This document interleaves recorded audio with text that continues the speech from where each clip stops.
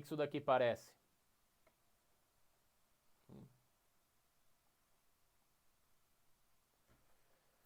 Alguns vão jurar que é uma boca, fazendo assim com uma bolinha de gude.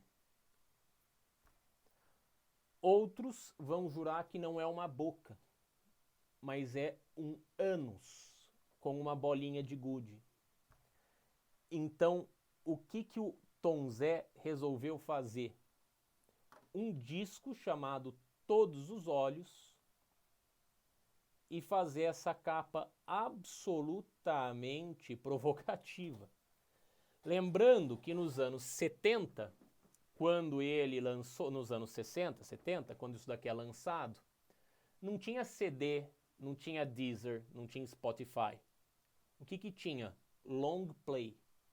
Então imagina uma jovem passa numa loja de disco e compra um long play desse tamanho. Sabe o que é long play? Aquele disco preto, lembra? De vitrola. Pega um LP desse tamanho, com uma capa, né, desse tamanho, e senta uma senhorinha do lado dela no busão e vê aquilo. Quer dizer, é absolutamente provocativo. Hoje você fala assim, puta, que idiota, né? Custa fazer uma capa decente. Mas naquele momento era absolutamente transgressor. E era uma transgressão política, era um ato político. Não era, porque eu quero ser rebelde sem causa. Não, tinha uma causa ali naquele momento. Então, começa a aparecer esse tipo de arte, super questionadora, super politizada. E é claro que o pessoal uma parte começa a não gostar, porque quem é a favor da ditadura começa a ouvir Geraldo Vandré e não gosta. Uma outra parte gosta, porque vê ali um canto, né, um chamado, né, para uma certa postura política. Ainda que não seja entrar na luta armada, porque nesse momento a luta armada é muito pequena, mas é um posicionamento político, né, do tipo, eu sou contra. Né? E num show do Vandré sou contra a ditadura. E num show do Chico Buarque sou contra a ditadura. E num show do Caetano Veloso sou contra a ditadura. Né? Então são atos políticos. E o governo vem descendo o sarrafo, né? Aqui o Ziraldo, né? O ministro quer dialogar com você ali na outra ponta, não vai alcançar, mas interrompemos o programa para um aviso da Secretaria de Segurança. Pede-se às pessoas que evitem o centro da cidade onde o governo está travando um diálogo com os estudantes. Aí aqui a capa da Veja. A Uni decidiu fazer um congresso. Pegou todos os estudantes, a Uni, convocou todo mundo para ir para Ibiúna. Chegou todo mundo em Ibiúna, claro, chegou a polícia em Ibiúna, botou todos os estudantes para fazerem fila, levou todo mundo lá para a delegacia de polícia, fotografou, pegou digital de todo mundo, nome do pai, da mãe, da tia, da avó, endereço de todo mundo, ou seja, toda a ficha, falou agora pode ir embora. Por que o governo fez isso? Porque sabia que lá na frente essas informações poderiam ser úteis. Então eu posso prender um líder do movimento estudantil, através da foto eu identifico exatamente quem é, exatamente onde mora a tia, e num interrogatório eu posso dizer para essa pessoa, escuta, você vai falar ou você quer que eu vá na rua tal, rua tal, rua tal, conversar com seu pai? Ou com aquela sua avó? Entendeu? Então, isso daqui foi um horror, isso daqui foi horrível. Prendeu todo mundo tá fichado. A polícia sabe exatamente quem é todo mundo. Sacou? Então, foi muito complicado. Especialmente porque em dezembro de 68, no dia 13 de dezembro de 1968, vem o Ato Institucional número 5. Né? Vitor, cadê o 4? O 4 é o menos importante deles, é uma réplica do 3. Ato Institucional número 5, maior instrumento de repressão da ditadura militar. O que aconteceu ali? Nós estávamos com um problema muito grave muito grave, que é um governo com baixíssima popularidade, sem apoio de ninguém. Sem apoio de ninguém. E uma oposição crescendo na rua. Acabamos de ver o Congresso da UNE, todo mundo preso. Acabamos de ver a passeata dos 100 mil. Né? Então, o que os militares vão decidir fazer? Maior instrumento de repressão. Eles vão falar o seguinte: eu não preciso do poder legislativo. Vou fechar o poder legislativo. Por quê? Porque um deputado chamado Márcio Moreira Alves subiu num congresso, num plenário quase vazio. Sabe quando você senta no controle da net e aparece lá a TV Câmara, tem um cara falando e todo mundo fazendo, cada um fazendo o que quer, ninguém prestando atenção no cara?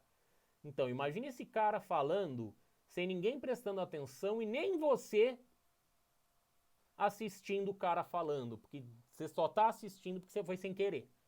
Mas não tinha TV Câmara naquela época. Então o cara sentou ali, fez um discurso inócuo, ninguém ouviu, ninguém nada, mas foi um discurso de um tom quase jocoso, desagradando os militares. Resultado disso, fechamento do Congresso. O próprio Márcio Moreira Alves falou: puta, eu tava falando ali, ninguém tava me ouvindo, jamais ia imaginar. Né? Um deputado do MDB de Goiás, eu acho. MDB de Goiás, eu acho que é. Bom, o fato é que fecha poder legislativo e aí vem o pior. Suspensão do habeas corpus. Habeas corpus é um direito maravilhoso. Por que é um direito maravilhoso? Porque você tem o direito de se defender em liberdade. Se você não tem o direito de se defender em liberdade, o Estado pode te prender e fazer o que quiser com você. Só pode te prender depois que você for condenado e julgado e condenado culpado. Antes disso, você não pode ser preso. Ah, mas o Maluf, eu não sei quem. Sim, eu sei, esses políticos é complicado mesmo. Político, empresário, gente famosa, é um horror. Mas para o cidadão comum, o direito de se defender em liberdade é vital. Porque senão o cara te acusa, ó, você tá acusado de não sei o quê. Não, mas eu não fui. Ele fala, não tem problema, você tá preso. Porra, mas eu tô preso, mas eu não fui culpado. Daí, 2 anos depois, você vai ser julgado, vai ser vai eventualmente provar que você não era culpado, e aí? Você passou 2 anos na cadeia. Como é que você dá como é que você volta para a vida para continuar, né? Então é terrível. Então pode haver arbitrariedade a partir do momento em que você não tem um habeas corpus. Só que se você bem lembrar, se eu falo de lei de segurança nacional mais suspensão de habeas corpus, eu tenho a situação ideal para pegar quem eu quiser e mandar para a cadeia pelo tempo que eu quiser. Sacou? Você junta as duas coisas. Ato institucional número 5. E aí a casa cai. E aí você já não tem direitos políticos, você não tem direitos civis, né? Por exemplo, habeas corpus. Você não tem direitos civis como liberdade de expressão, né? Então, horroroso. Para além disso, permissão de caçar mandato, demitir, prender, ditar lei, presidente, tudo isso presidente. O presidente pode fazer o que ele quiser, pelo tempo que ele quiser. Um horror o AI-5. Vai ficar em vigor por 10 anos. O AI-5 só vai deixar de valer em outubro de 1978. Então, nesses 10 anos, são os 10 anos que nós vamos chamar de anos de chumbo. Tá? Anos de chumbo. Os 10 anos do AI-5. É a pior fase da ditadura, porque aqui, de fato, você vai preso sem grandes motivos. Tá? Aparece aqui aquela charge do AI-5.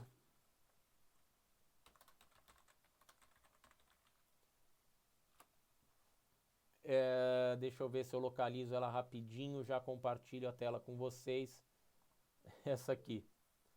Aí, o AI-5. Peraí que tem barulho. Que horror. Sim. E por que ela deixa de valer? 1978, uma recessão desgraçada, a gente já vai ver. Mas aí o AI-5.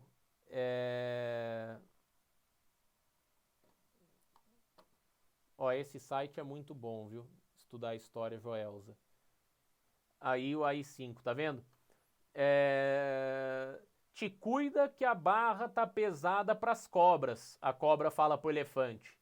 Daí o elefante fala pra cobra. Mas eu não sou cobra. Daí a outra cobra fala. Então prova isso pra eles. Quer dizer, dane-se que você não é cobra, nego. A casa caiu. Entendeu? Então prova pros caras. Por mim tudo bem, mas prova pra eles que você não é cobra. Que você é elefante. Porque se eles acharem que você é cobra, você tá na cadeia. Né? Então, pavoroso isso daqui. Tá? Aqui o Márcio Moreira Alves. E aqui eu coloquei no meu Instagram em dezembro, isso daqui, não sei se vocês me seguem no Instagram, governo baixa ato institucional e coloca Congresso em ato por tempo indeterminado. Repara a pose que tá o Costa e Silva, como ele tá caindo. Por que em declínio? Por que caindo? Porque é um poder, né, de desesperado, né, de alguém colocar um poder enorme, porque, né, precisa se apegar na ditadura escancarada, que é uma outra expressão que se usa. Por que ditadura escancarada? Porque aquela ditadura soft não estava mais funcionando. O que eu estou chamando de ditadura soft? Essa ditadura, né, que você mantém ali um congresso, você mantém direitos para a população, mas você tem um executivo forte. Não, isso não está mais funcionando. Preciso forte. Né? Preciso a ditadura mesmo. Então o cara numa posição de que está caindo. Aqui eles colocaram uma previsão do tempo dizendo temperatura, nuvens negras por todo o território nacional, temperatura sufocante na maior parte do país e clima gelado no Palácio da Guanabara. Isso não é uma previsão do tempo que se preze. Mas foi uma maneira do jornal dizer, sem dizer o quê? Que ele está em censura. Cadê? Não apareceu. Censura prévia dos meios de comunicação. Coloca aí. Censura prévia dos meios de comunicação. Que engraçado, não apareceu. Censura prévia dos meios de comunicação. E o que quer dizer censura prévia? Tudo que vai ser publicado tem que ser lido por alguém antes. Então, dentro dos jornais, dentro das redações dos jornais, tem um cara da ditadura que vai ler o que vai ser publicado e que vai aprovar, ou que vai cortar, que vai dizer o que pode e o que não pode. Tá? Isso é censura prévia. E aí uma outra maneira foi ali no canto, deixa eu vir um pouquinho mais para cá, aqui ó, ontem foi o dia dos cegos. Eu não sei se dia 14 de dezembro é o dia dos cegos, mas foi uma outra maneira do jornal chamar a atenção. Ontem foi o dia dos cegos. Por que dia dos cegos? Porque eu preciso dar um jeito, né, de mostrar, eu preciso dar um jeito de apontar que a população não vai saber alguma coisa que está acontecendo.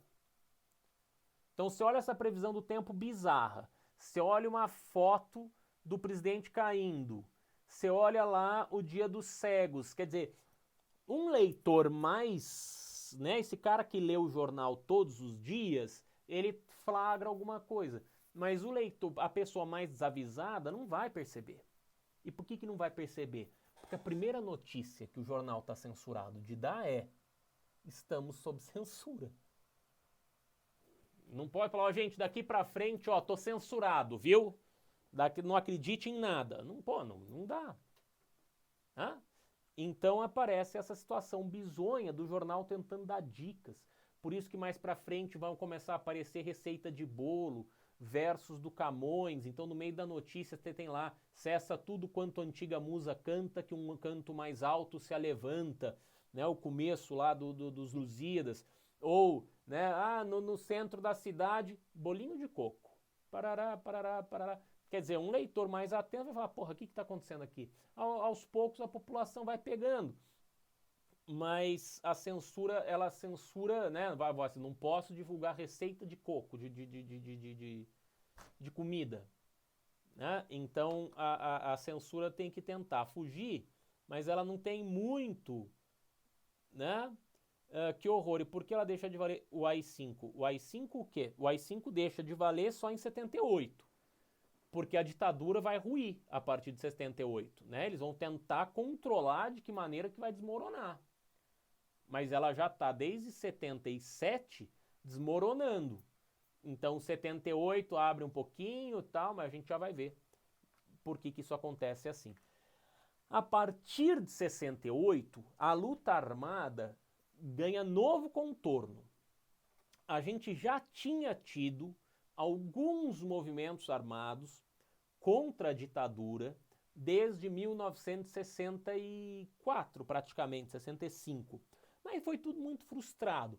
O Leonel Brizola tentou pegar uns caras e colocar na serra aí, numa parte da Serra da Mantiqueira, que é no Espírito Santo, que eu não vou me lembrar o nome.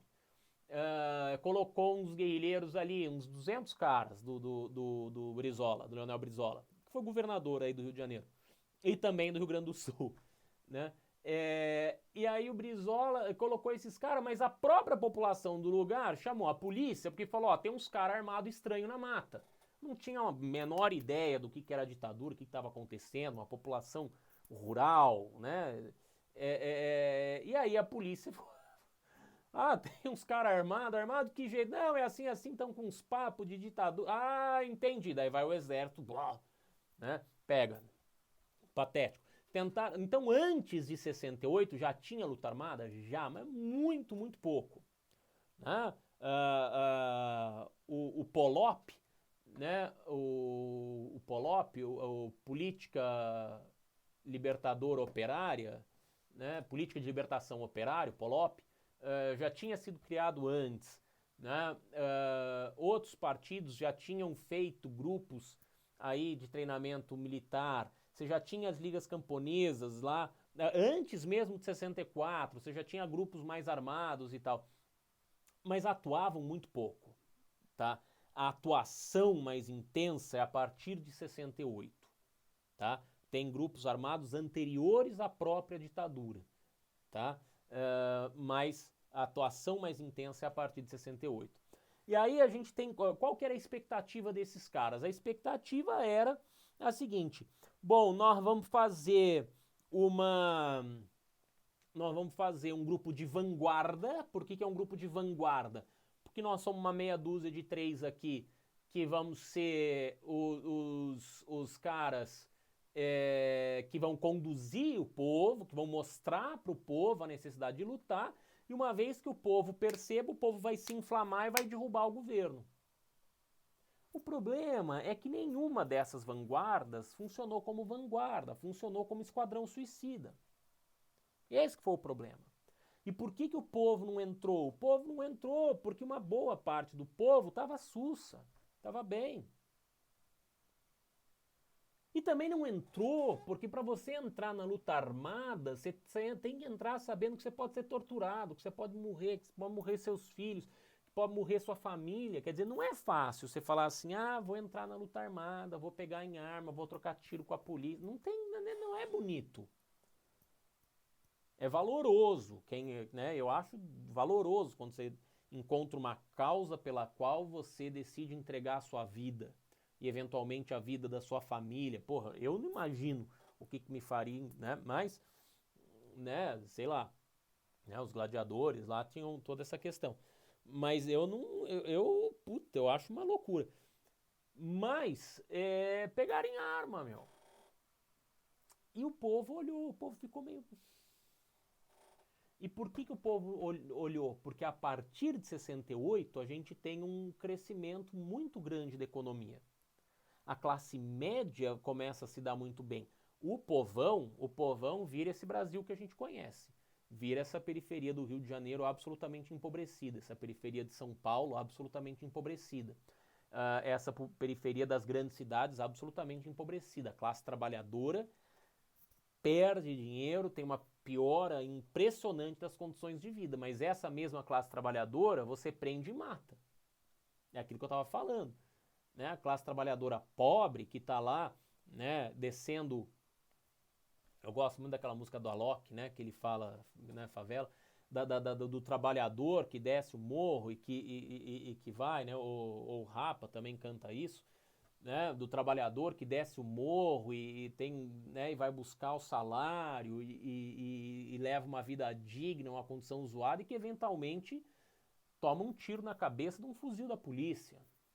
Então essa parte da população, puta, se é morta hoje com a mídia denunciando, com direitos humanos, com não sei o quê, imagina o que não aconteceu na ditadura. Então esses caras na ditadura a gente passa o rodo. Né? Agora, para uma certa classe média, isso daqui melhora um pouco. Para a classe política é delicioso, porque tem uma corrupção desgraçada, porque tem um enriquecimento impressionante, porque, né? Então você tem uma sensação de que o país está se desenvolvendo. Entendeu? Então a imprensa censurada, então a imprensa não pode falar de coisa ruim, então a imprensa só pode falar coisa boa do governo, coisa mais ou menos. Então a classe média baixa e a classe trabalhadora está sufocada na porrada. Né? A classe média baixa está achando que vai chegar em algum lugar por causa da censura. A elite está se dando, a classe média está enriquecendo um pouquinho, está um pouquinho melhor, a elite está melhor, a classe política está fabulosa, então vamos pisar na classe trabalhadora. Nós vamos ver gráfico disso tudo que eu estou falando. Mas é por isso que o grosso do povo não entra. Entendeu? Porque tem que abrir mão de muita coisa para entrar em movimento guerrilheiro. Né? Então, a Aliança Libertadora Nacional, a Ação Libertadora Nacional, a Ação Popular, o Movimento Revolucionário 8 de Outubro, é 8 de outubro porque 8 de outubro é o dia que foi preso Che Guevara na Bolívia, a Vanguarda Popular Revolucionária, a Vanguarda Armada Revolucionária Palmares, o Partido Comunista Brasileiro Revolucionário, né? São alguns, na verdade são centenas, né? São centenas, mentira. São dezenas, né? Ó, o Colina aqui, Comando de Libertação Nacional, é outro importante. Cadê o Polop que eu falei? Puta, justo. Molipo, Movimento de Libertação Popular. Né? Tem vários aí que vão se convertendo em outros. Por quê? Porque vai morrendo a liderança, se organiza por célula, né? Então, de repente, as células perdem o contato, então tem que virar outra coisa. Então, muito complicado. Então, esses movimentos aqui vão organizar uma guerrilha urbana e guerrilhas rurais. A guerrilha urbana, lá para 1972, já está praticamente aniquilada. O governo vem com muita força, bate muito forte. Então, a guerrilha urbana, já para 1972, você já não tem muito mais. Tá? Tem uma meia dúzia de gato pingado. A guerrilha rural resiste um pouco mais de tempo, mas em 1974 você também já não tem mais guerrilha rural no Brasil. O que a guerrilha urbana vai fazer? Sequestrar embaixadores e diplomatas estrangeiros, porque isso chama a atenção da comunidade internacional para sua causa, né? E vai assaltar banco. Qual que é a função de assaltar banco? Pagar as contas. Você precisa comprar arma, precisa comprar munição, você precisa alugar apartamento para a pessoa se esconder, você precisa comprar comida, você precisa comprar um carro, você precisa fazer, né? A coisa acontecer. Então, assalto a banco tem esse fim, né? A guerrilha rural tem o objetivo justamente de treinar a população, treinar um número de guerrilheiros para depois ir para a cidade conquistar. Grosso modo, eu posso falar que isso daqui é uma tática mais cubana e isso daqui uma tática mais maoísta, né, de Mao Tse Tung, né, mas não precisamos entrar nesses detalhes. Um dos eventos mais conhecidos é, sem dúvida, o sequestro do embaixador Charles Elbrecht, que é embaixador dos Estados Unidos no Brasil,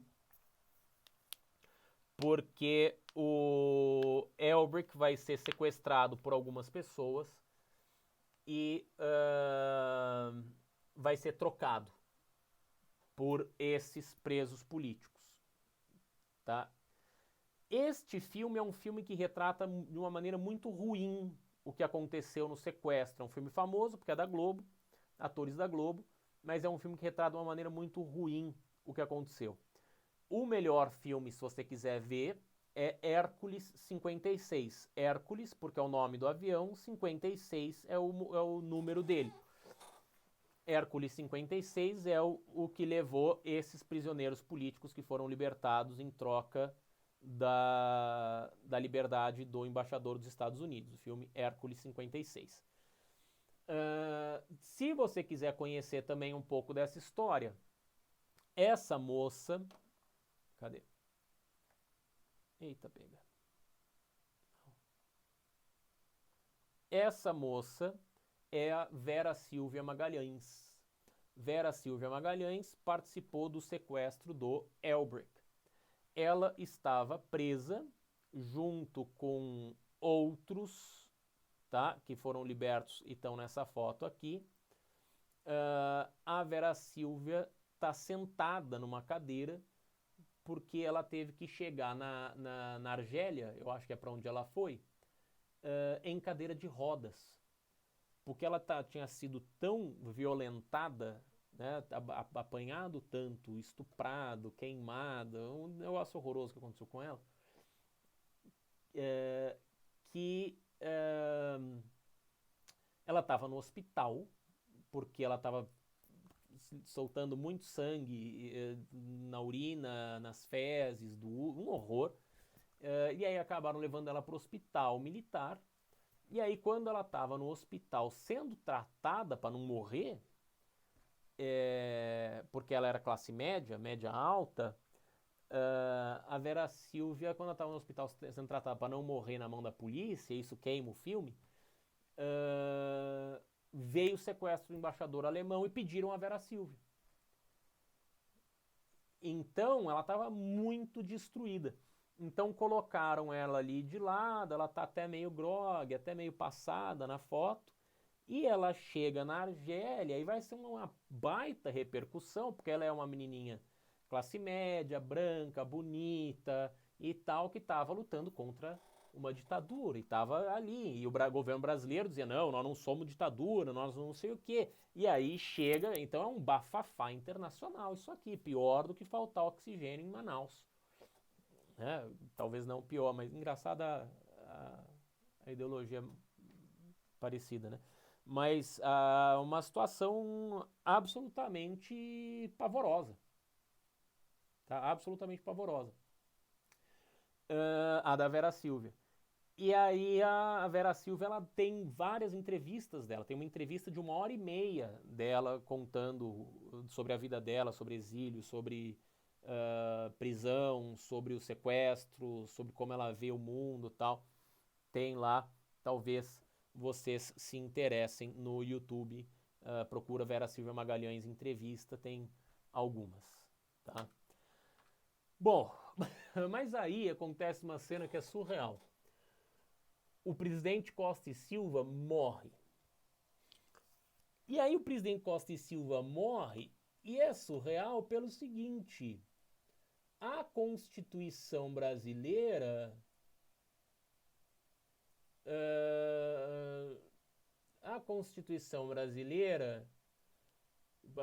não é o Bolsonaro não está falando na TV,